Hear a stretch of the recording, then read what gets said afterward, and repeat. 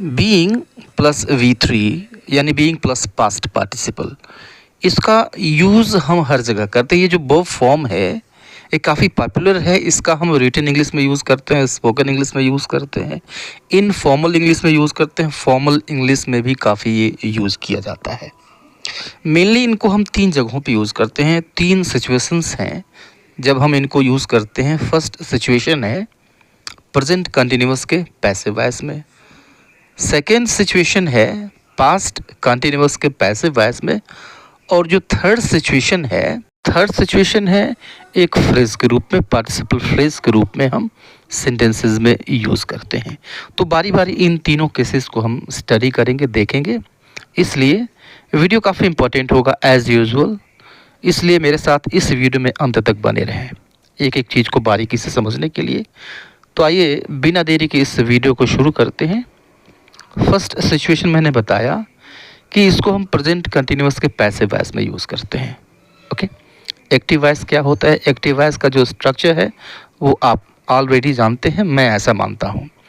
Active voice का structure होता है सब्जेक्ट प्लस इज़, एम या फिर आर प्लस वर्ब की आईएनजी फॉर्म प्लस ऑब्जेक्ट। ये एक्टिव वॉइस का स्ट्रक्चर है।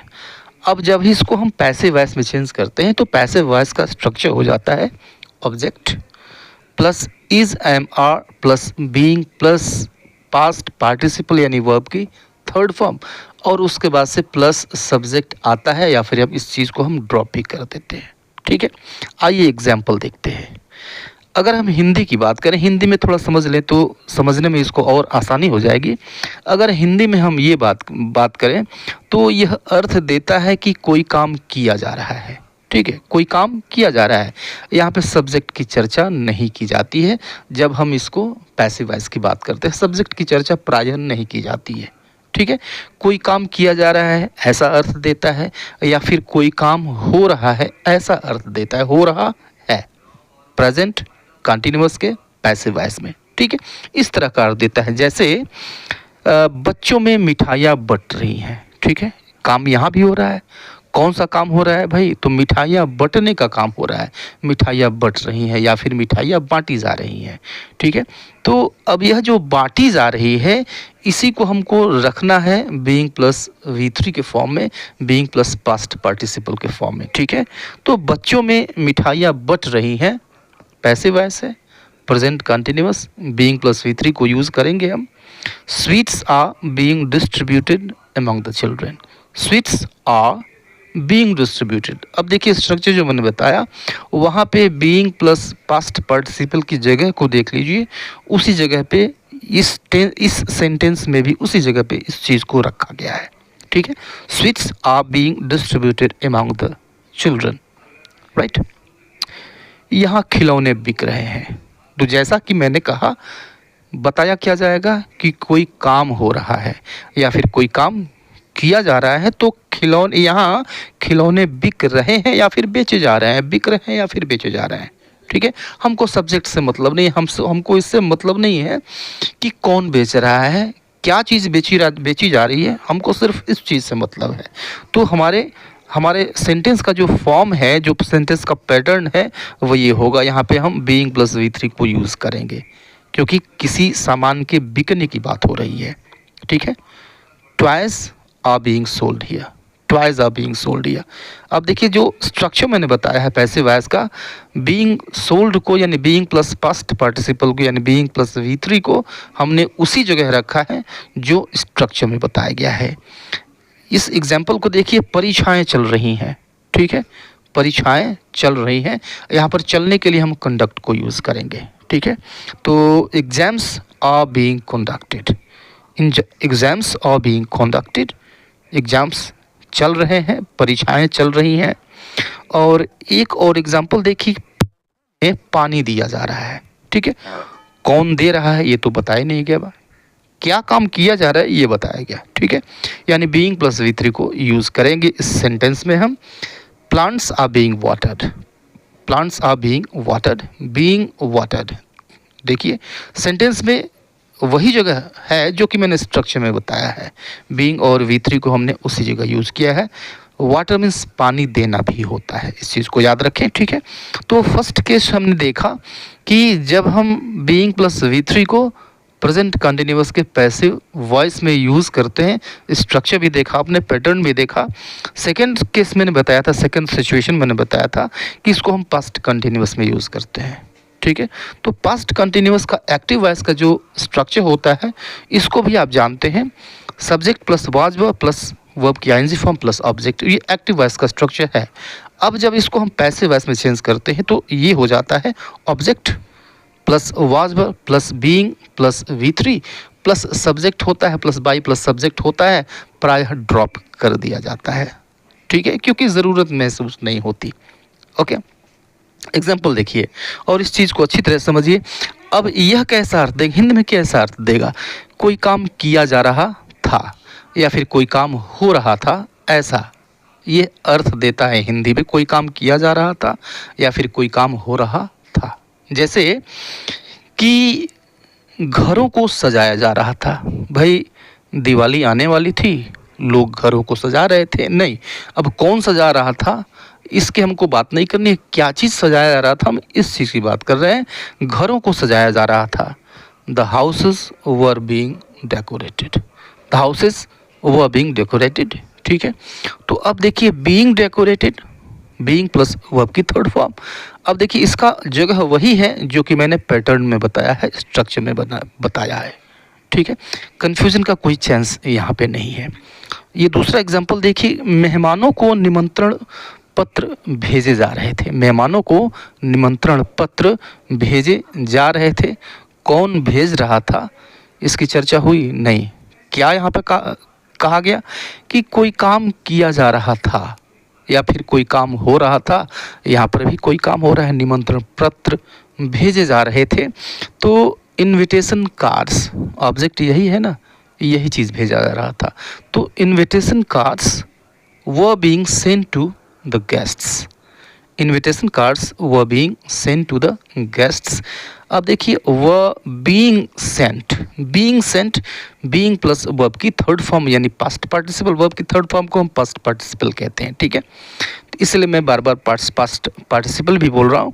तो being sent, being plus past participle, जगह वही है जो कि मैंने पैटर्न में बताया है, ठीक है। अब देखिए संस्थान में कंप्यूटर लगाए जा रहे थे, ठीक है। कौन सा काम किया जा रहा है भाई, कौन सा काम किया जा रहा था, तो कंप्यूटर लगाने का काम किया जा रहा था। संस्थान में कंप्यूटर लगाए जा रहे थे, the computers were being installed in the institute, the computers were being installed in the institute, institute में, संस्थान में कंप्यूटर लगाए जा रहे थे, तो लगाए जा रहे थे, यही सेंस तो हमको निकालना है और यही सेंस मिलता है हमको किससे, बीइंग प्लस वर्ब की थर्ड फॉर्म से मिलता है। और देखिए जगह वही है जो कि मैंने पैटर्न में बताया है। और इस एग्जाम्पल को देखिए कि कोर्ट नंबर 3 में केस की सुनवाई चल रही थी, कोर्ट नंबर 3 में केस की सुनवाई चल रही थी, ठीक है। तो सुनवाई चल रही थी, सुनवाई का हियरिंग होता है, हियर होता है, सुनवाई चलना हियर ये होता है, ठीक है। तो the case was being heard, the case was being heard in court number 3, the case was being heard in court number 3, ठीक है। तो केस की सुनवाई चल रही थी कोर्ट नंबर 3 में, being heard, being plus past participle, जगह वही है जो कि पैटर्न में था, ठीक है। तो ये दो सिचुएशन आपने देखा, इनको समझना काफ़ी इजी था, ठीक है। अब तीसरे सिचुएशन को समझते हैं, जब इसको हम एक पार्टिसिपल फ्रेज की तरह से यूज़ करते हैं सेंटेंस में, ओके। अब इसको समझना थोड़ा सा टिपिकल है, इसलिए मैं चाहूँगा कि इस चीज़ को ध्यान से समझें और ध्यान से देखें, ठीक है। अब देखिए कि यह हिंदी में, सबसे पहले तो ये समझिए कि यहाँ पर जब इसको हम पार्टिसिपल फ्रेज की तरह से यूज़ करते हैं, यानी बीइंग प्लस V3 को यूज़ करते हैं, तो ये कैसा अर्थ देता है, ठीक है। बीइंग यूज़ करेंगे, वर्ब की थर्ड फॉर्म यूज़ करेंगे, समझने की कोशिश करें। जैसे अगर हम कहते हैं बीइंग टोल्ड, बीइंग और टोल्ड, ये वर्ब की थर्ड फॉर्म है, तो बीइंग टोल्ड ये साथ मिल करके अर्थ देता है बताया जाना। यही अर्थ पूरे सेंटेंस में यही अर्थ बना रहता है।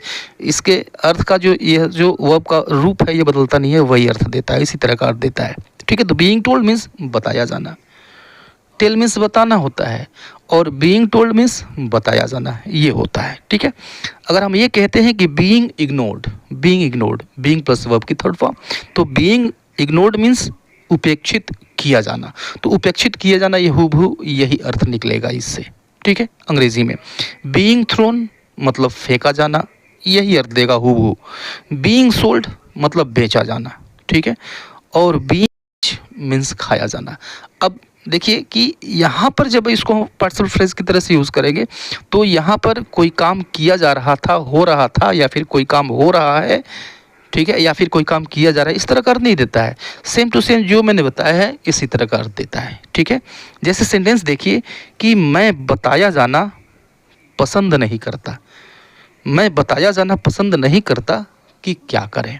ठीक है, अब देखिए कि यहाँ पर जो बताया जाना आया हुआ है इसी के लिए हमको यूज़ करना है बीइंग प्लस वर्ब की थर्ड फॉर्म को हमको यूज़ करना है। ठीक है, तो अब देखिए मैं बताया जाना पसंद नहीं करता कि क्या करें। तो मैं पसंद नहीं करता, पहले तो इस चीज़ को लिखेंगे, मैं पसंद नहीं करता, आई डोंट लाइक, और क्या पसंद नहीं करता, बताया जाना means being told. I don't like being told, और शेष चीज़ यहाँ पर रख दीजिए कि क्या करें, what to do. I don't like being told what to do, मैं बताया जाना पसंद नहीं करता कि क्या करें।